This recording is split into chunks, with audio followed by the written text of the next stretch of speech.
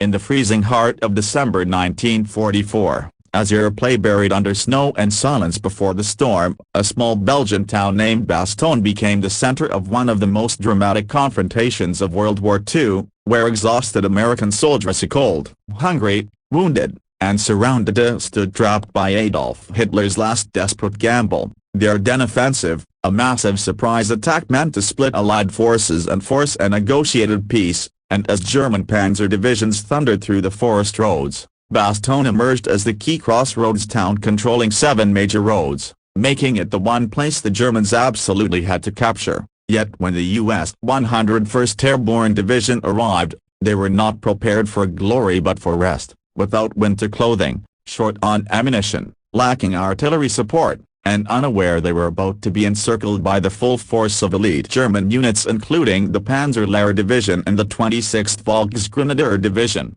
And as snow fell heavier and temperatures dropped below freezing, German forces closed the ring around Bastogne, cutting off all supply lines, surrounding nearly 20,000 American troops who now faced starvation, frostbite, and annihilation. And it was then that the Germans decided not just to attack but to mock, as on December 22, 1944, German officers sent a formal surrender ultimatum to the American commander Brigadier General Anthony McAuliffe, stating that the town was completely surrounded and continued resistance would lead to total destruction, a psychological weapon designed to crush morale. And inside Bastogne, the situation was truly desperate. Medics were operating without anesthetic, wounded soldiers lay in frozen barns, ammunition was rationed to single bullets, food was nearly gone. And yet when McAuliffe read the ultimatum, his legendary response was just one word: nuts, a reply so blunt that German negotiators didn't even understand it at first,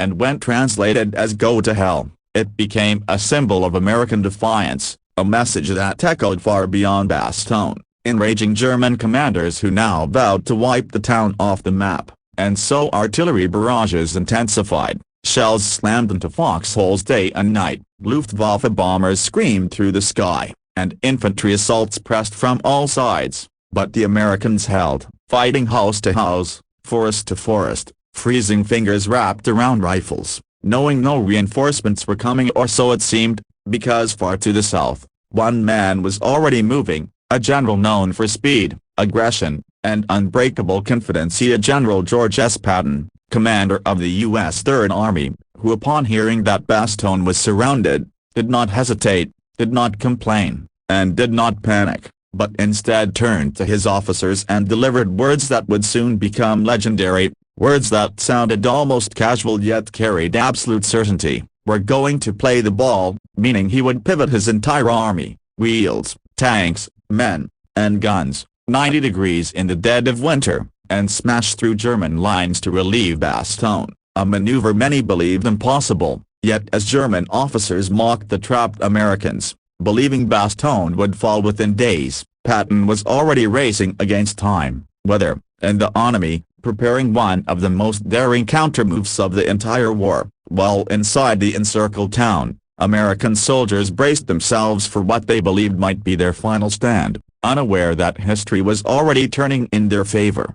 While snowstorms grounded Allied aircraft and German commanders celebrated what they believed was an inevitable victory at Bastogne, General George S. Patton was executing a plan so bold it bordered on madness, as he ordered the entire U.S. Third Army, over 250,000 men, hundreds of tanks, and thousands of vehicles, to pivot north in the middle of a brutal winter, through icy roads and enemy-controlled terrain, a maneuver that normally would take weeks but which Patton demanded be completed in mere days. And when skeptical officers questioned whether such a rapid counterattack was possible, Patton calmly revealed that he had already planned for it, even before the German offensive began, a testament to his instinct and preparation. And as columns of American armor began moving under white skies, soldiers fought not only the enemy but snowed drifts, frozen engines, and exhaustion. Yet morale was fueled by one objective: Bastogne, where the 101st Airborne still held out. And on December 26, 1944, Patton spearheaded the 4th Armored Division finally smashed through German defenses near Ardennes, engaging in fierce tank battles, blasting roadblocks, and overrunning enemy positions until at last, in the fading winter light, American tanks broke through to Bastogne, ending the siege and delivering desperately needed supplies, ammunition, food, and medical aid, a moment that instantly transformed Bastogne from a symbol of encirclement into a legend of resistance, shocking German commanders who had mocked the trapped Americans only days earlier. And though the fighting was far from over, the psychological blow to German morale was devastating, as Hitler's last gamble began to collapse, and Patton's play-the-ball maneuver entered military history as a masterclass in speed, audacity, and command intuition, proving that war is not only about numbers or firepower but about timing, confidence, and the will to act when others hesitate. And as the snow finally cleared and Allied air power returned to the skies, German forces were pushed back, their offensive shattered, and the road to Germany reopened, while the men of Bastogne, once surrounded, mocked, and nearly destroyed, stood as living proof that defiance, discipline, and decisive leadership could change the course of history, making the Battle of Bastogne not just a chapter in World War II, but a timeless lesson in courage under pressure, where one general's refusal to accept defeat turned mockery into humiliation and a trapped army into an unbreakable legend. The relief of Bastogne was not the end of the story but the beginning of the collapse of Hitler's final dream, because when Patton's tanks broke through the German lines on December 26, 1944, they did more than deliver supplies. They shattered the illusion that the Ardennes Offensive could still succeed, and across the frozen forests of Belgium and Luxembourg, German commanders suddenly realized that their gamble had failed, as fuel shortages crippled their armored divisions,